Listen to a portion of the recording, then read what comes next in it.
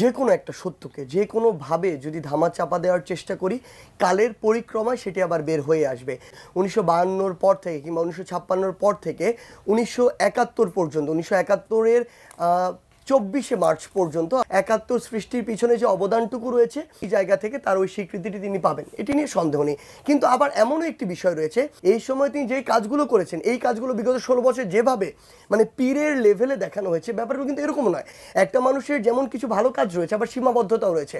ইতিহাসে তাকে সেভাবেই আসলে করবে। আবার এই জায়গায় 1972 থেকে 1975-এ তিনি যে পুরো এই যে বাংলাদেশের ইতিহাসটিকে মুজিববাদ দিয়ে প্রতিস্থাপিত করেছেন, একটি বাকশালী সিস্টেম দিয়ে প্রতিস্থাপিত করেছেন।